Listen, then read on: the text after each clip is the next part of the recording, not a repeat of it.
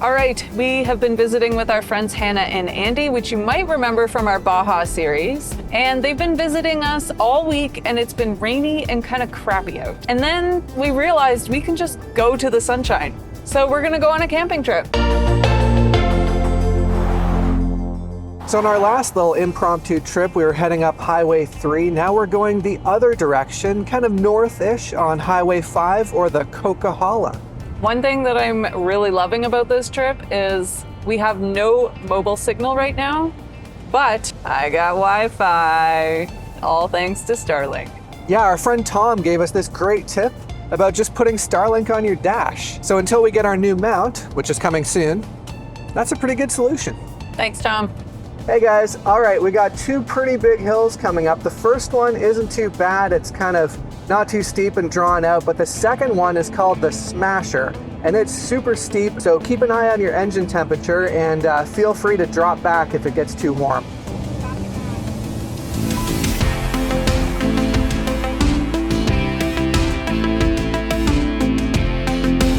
So we made a little bit of a rookie mistake here getting to Merritt. Do you see that gas level, friends? We coasted into Merritt on fumes. I thought we had lots of gas left from our last trip, but yeah, we cut it a bit close. I asked Jay, like coming down the hill, if we were gonna make it into Merritt, and he said, I don't know. And I said, well, what's the range? And he said, I don't know, it stopped counting. I think we had at least another 20 kilometers or so. Oh, we had tons of gas. I only put 80 liters in. I think we have a 100-liter tank. Could have gone forever. A stop in Merritt would just not be a stop without a stop for the Kukuli Cafe.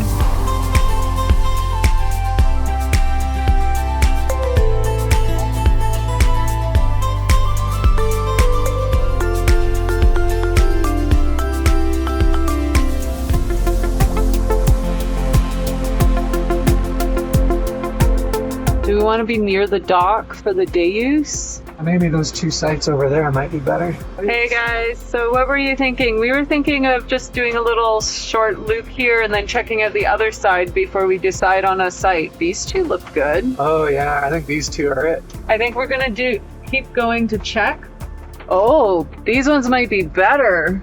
Yeah, these two right here. Yeah. Yeah, they're connected. Why don't you back into the one that you want? And then we'll take the other one.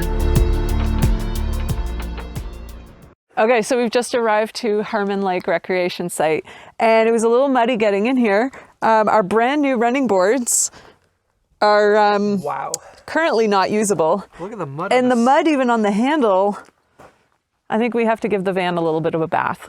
Yeah, geez, look at that. Like I can't even close the door. But it's pretty beautiful. What do you think, Andy? It's looking great. We've got a beautiful little beach, picnic table, some pine cones, kind of random.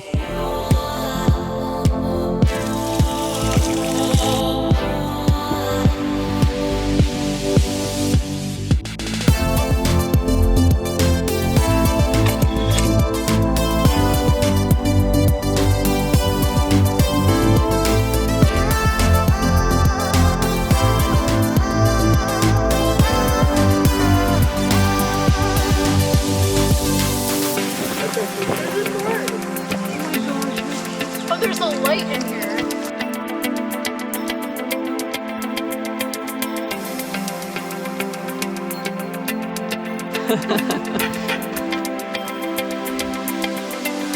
Heard of this before. This is what I wanted. Sunshine. So nice. So we have to come up with a name for our van. And in our last video, we had, we came up with the suggestion of the cow, the cottage on wheels. And we've had a whole bunch of other recommendations as well, such as Obi-Wan Kenobi, La Vache, the Milky Way, Bessie. I liked that one because it's a cow name. An old soul. Yeah, that's cute. Vincent Van Gogh. There's another one. Oh, we were thinking of calling it Kevin, because the name of our channel, Home Rome, is a play on Home Alone. I don't know. Kevan. Kevan. Sorry, Kevan. Vanna White? I don't know. What do you guys think? There's a lot of options. I know. I'm liking the campervan now. Kevin? Yeah. Kevin. Or Vincent Van Gogh. That one's cute. I like that one too. It's very clever. We've put it out actually on our social media as well for people to vote. Okay, so far, Obi-Wan Kenobi is in the lead. Actually, no, it's tied between Obi-Wan Kenobi, Bessie, and the cow. I do not like the cow, so I really hope it doesn't win. So I don't know. We need to put out to our viewers though, like the whole Kevan. I feel like Secret Lake is not that much of a secret. Well, this is pretty nice. Oh, here comes Zeus.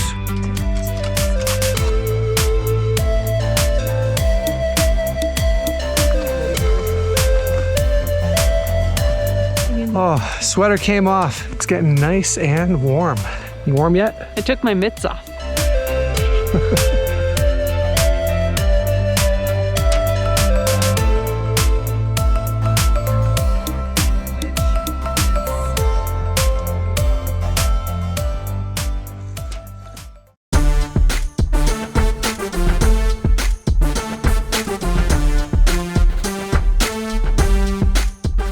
All right, folks, guess what we have this time?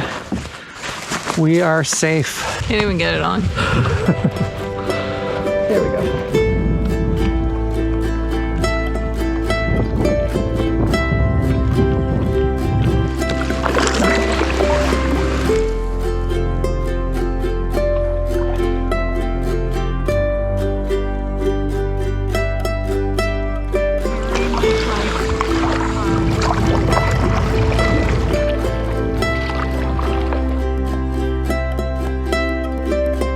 Despite our efforts to escape the rain, it did find us for a bit. Thankfully, it didn't last too long. How's Zeus doing? He's enjoying the fire. Yeah, we needed it. Yeah. Hot dog time.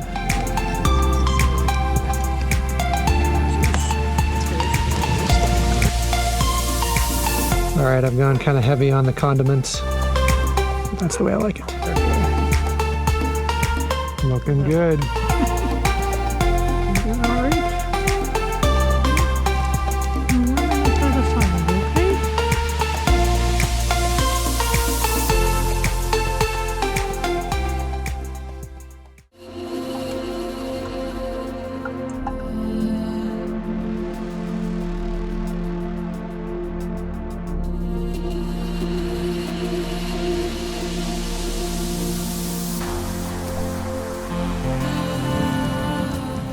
Time for bannock on the fire. Very traditional.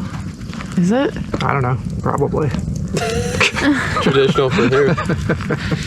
I just meant that indigenous people probably cooked them over a fire. In a pan. Or on a Right? stick. Or on a stick. Yeah, you can like wrap the dough around a stick and cook it on the fire. Oh. Yeah. That's how you made it, isn't it? Oh no, you made it in a pan. I made it in a pan. Yeah. I think we might have to try some of this season. We need more fire cooking. Do you want me to check yours? Yeah. Oh yeah, they're probably getting... Careful. Watch yourself. If you want to skewer They look so good. Hey, you want me to grab it from this side? Oh, there you go. Getting hot. Yep. Oh boy. This is why I have to crop out most of what Andy says and just put like music over it. Oh, those look good.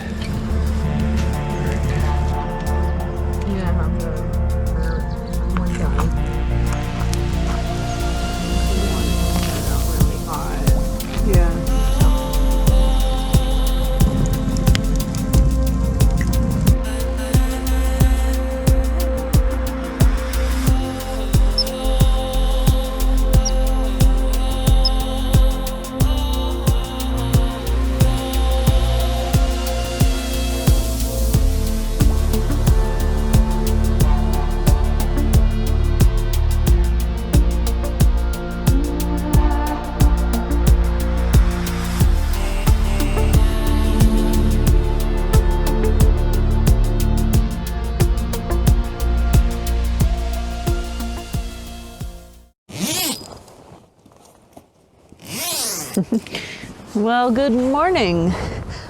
We are going to take you on a camp tour. Let's go. Check out what Harmon Lake has to offer. We're here with Hannah and Andy on sites 8 and 9 in the East campground. There's also a West campground. I'll show you that later. There's quite a few little gophers around. A bunch of their little hills in here. They've got outhouses scattered around the park. You probably know what an outhouse looks like, but let's show you anyways. There you go. So if you come in the east entrance, you can take a right to sites 13 to 32 over that way. Or you can take a left to sites 1 through 12, which is where we are, over that way. You can see there's a nice map, tells you where you are, where all the campsites are. There's also a hiking loop through the interpretive forest. Can take you to a secret lake. Oh, and then, so this is the east entrance. If you continue on on Cane Valley Road a little bit, you'll come round to the west entrance. And there's a few sites in there as well. So the way it works here is you show up, you pick a campsite, everything is first come, first serve. It's $15 a night. The camp host will make rounds a couple of times throughout the day and to collect payment.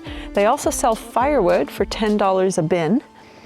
And you're limited to 6 people on your site. You're limited to 1 motor vehicle per site. Additional vehicles are $7.50 a night. And actually, if you're over 65, you only pay $7.50 a night for your campsite. Checkout time is noon, and you can only stay for up to 14 days. Now, the other thing that I think is really cool at this campsite, I don't know if you can see them behind me on the hill here, but they have equine sites. So if you ride horses and your horse can be trailered, you can come and camp, and they've got paddocks up here on the hill for you to be able to keep your horses contained, not in their trailer. There's tons of little trails too around here in the forest. We've seen a couple of deer as well. There are also some ranches with cattle, so you might hear some mooing every once in a while, which was pretty cool. And on the trail through the interpretive forest back there behind me, you might see some cow patties, so just watch your step.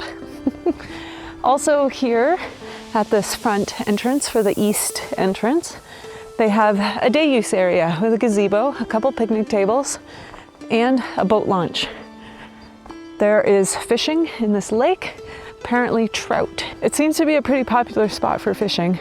We've noticed at least half a dozen boats out so far. And the lake actually continues around that corner over there. So it's a decent sized lake. Fun for paddleboarding, for fishing, for canoeing.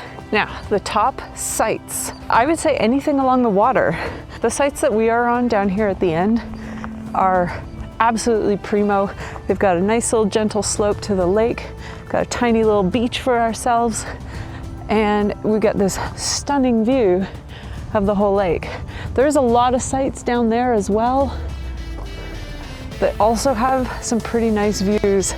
So you can't really go wrong. Even the ones that aren't along the water, that are up on the hill, you still get a gorgeous view of the lake. Lots of gophers, lots of birds. When we first got here, there were loons out there calling. We've seen some mallard ducks. The other thing about this wreck site is there is no garbage pickup, so you pack in and you pack out all your stuff. As well, there's no hookups, obviously. There's no dumping station, so be prepared for that. Maybe map something out on your way in or out for filling up or getting rid of your gray tank and black tanks. We're lucky we don't have a black tank to deal with anymore with our composting toilets, some might call them. So it's basic camping. It's $15 a night in a most beautiful setting, beautiful hills, trees, wildlife, lakeside. We also just want to give a shout out to Love Camping BC, who gave us the tip on this wreck site. They recommended it to us in a comment from one of our last videos, and we are so glad we checked this out because it's beautiful. I think we'll be back.